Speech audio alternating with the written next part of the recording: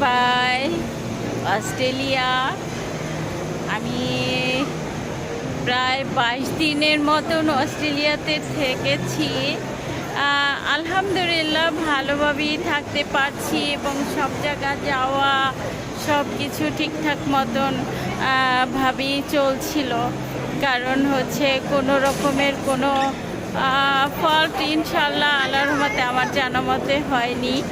আর খুব ভালো লাগছে। অস্ট্রেলিয়াটা অসম্ভব রকমের সুন্দর, আর যেখানেই যাবেন সেখানেই বিচ, সেখানেই হচ্ছে সাগরের বাতাস, ঠান্ডা বাতাস, খুব ভালো লাগে, অসম্ভব রকমের সুন্দর। আমি এখন আছি অস্ট্রেলিয়ার সিডনি এয়ারপোর্টে।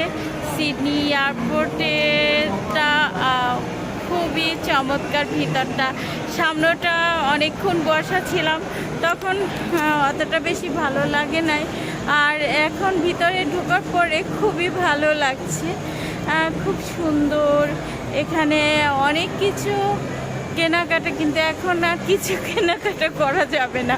অলরেডি আমার ওয়েট অলরেডি বেশি আছে। তো যাই হোক, আলহামদুলিল্লাহ খুব ভালো লাগছে। সিডনি এয়ারপোর্টটা আসলেই অসম্ভব রকমের সুন্দর। এখানে আমি বেশ কিছুক্ষণ বসেছিলাম। এখন চিন্তা করলাম আর নেওয়া যেত, মানে খুব টেনশন। খুশি তুমি এখন কোথায় গেছে, মিনিটে মিনিটে আমাকে ফোন দিয়ে ডিরেকশন দিতে থাকে। পরে বলল যে তুমি এখন তোমার যে গেট নাম্বার, সে গেটের কাছাকাছি গিয়ে আমাকে তুমি ফোন দাও। তো আমি যেখানে বসছিলাম এই জায়গাটা এত চমৎকার, ওই গেটের কাছাকাছি যেতেও ইচ্ছা করছে না, তারপরেও যেতে তো হবেই, যেহেতু হচ্ছে গেটের কাছাকাছি আমি এখন যাব। তো খুবই ভালো লাগছে। সবাই আমার জন্য দোয়া করবেন। এখন জানি আমি সুন্দরভাবে হচ্ছে অনেক ঘন্টা জানি তো, আর আমার আবার একটু শরীরটা খারাপ লাগে, কি আমার পা ফুলে যায় বেশিক্ষণ প্লেনে জার্নি করলে, পা একদম ফুলে যায়। তবে যে এখানের অস্ট্রেলিয়ার প্লেন খুব অনেক বড়, তো আবার অতটা অসুবিধাও হয় না।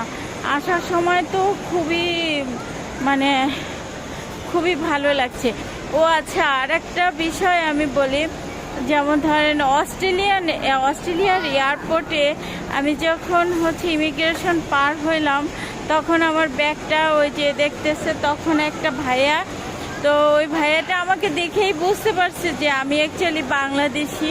পরে বলে যে আমাকে বলে, আপু আপনি কি বাংলাদেশি?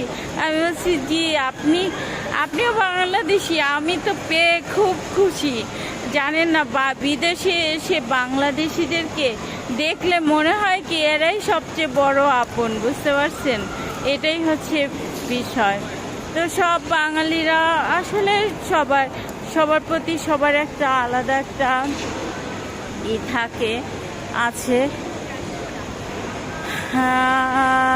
CJ30210, 6 মিনিট লাগবে। হ্যাঁ, আমার ট্রেন 10 নম্বর প্ল্যাটফর্মে যেতে 6 মিনিট লাগবে এখান থেকে হেঁটে। সেটাও দিয়ে দিছে। ওকে, ভালো থাকবেন আর সুস্থ থাকবেন।